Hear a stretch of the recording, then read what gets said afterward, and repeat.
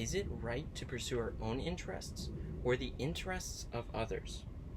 And what do we do when we seem to face conflicts of interests?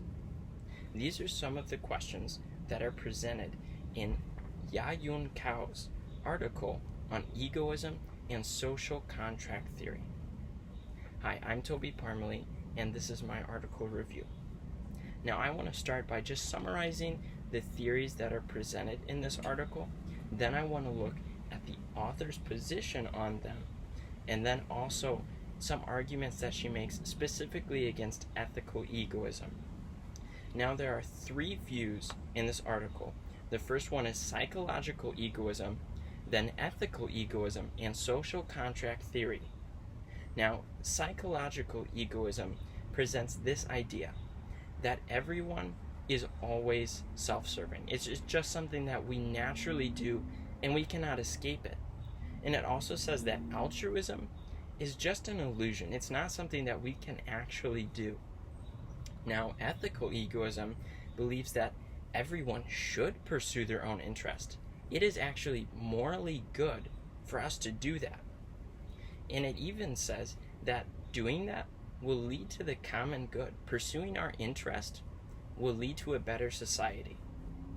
Now, social contract theory believes that ethical rules are basically just conventional limits that we place on ourselves for our own long-term interests. Now, where these three views align is that they make the central claim that we as human beings are self-interested and rational beings, and that it is ethical for us to maximize our own interests.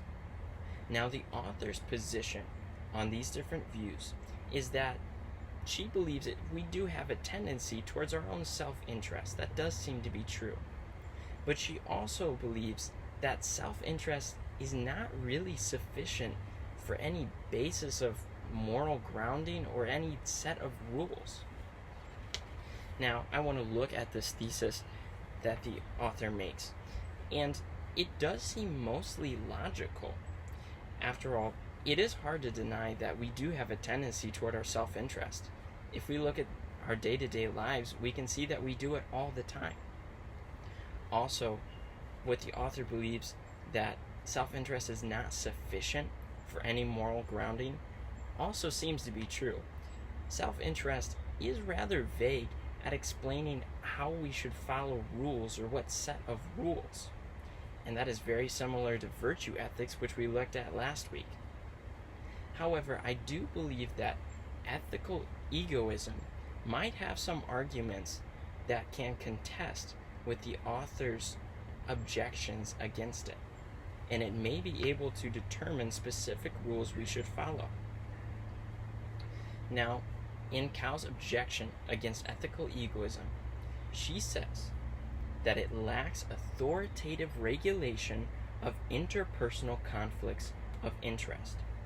In other words, she believes that it cannot resolve conflicts of interest that come up.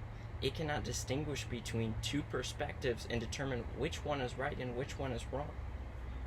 I believe that Smith's view of ethical egoism might be able to resolve these conflicts that she mentions if it considers the indirect consequences of actions.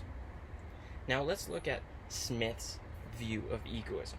He believes that if you promote self-interest, that will actually result in the greater common good. If that is what we all do, we will have a better society. And he says it this way: practicing kindness is necessary for one's own best interest. And he also says, in benefiting another person, one is still pursuing one's own self-interest. Now, if true self-interest does bring about common good and results in harmony, this presents an interesting point that there can be no true conflict of interest. If there is true conflict of interest, that means our interests can't result in harmony, which would actually be a problem for Adam Smith's view, unless there are no true conflicts of interest. Now, let's look at Cao's example that she gives in the article as to why ethical egoism cannot adjudicate between conflicts of interest. She supposes that if she were in financial trouble and she needed money, and suppose that her grandfather had money and she was going to inherit that when he died, Cow asked the question, would it be moral for her to kill her grandfather?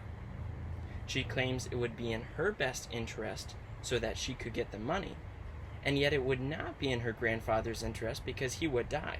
Now, it does seem that there are some conflicts there, but the question is, are these their true interests? She claims it's in her interest to kill her grandfather, but is that true? What if we looked at the indirect consequences of that action? If she did kill him, she would probably go to jail, which would not serve her very well. And while she may gain his money financially, what would happen to her emotionally? Maybe she would be depressed and regret that she did it. She may miss him. And so it may not actually be her true interest to kill him, even though she may think it is by looking at just the direct consequences. Now, it would be hard to deny that we have many conflicts in the world today, at least apparent conflicts. And what do we do with those? How do we adjudicate them? This is Cow's main objection against ethical egoism. She claims that it is not able to do this. Now, if we used Smith's view, we could do this, and the first step would be to distinguish that there are no true conflicts, only what seem to be conflicts between interests. Then, after that, we would be able to analyze the consequences of actions, both direct and indirect consequences, and then we could determine what are the true interests of both parties, and we would find that they both actually align rather than conflict. Cow's thesis does seem reasonable, especially when she claims that self-interest is not sufficient for moral grounding. This does make sense since most of the theories presented do have flaws. However, I would argue that ethical egoism, especially Adam Smith's view of it, could contest with the objections that she raises against it. Now, I think this article is not very relevant for most people to read, especially since the ideas presented, the author disclaims as not true. However, it would provide a general understanding of self-interest that is good for most people to know and could be useful.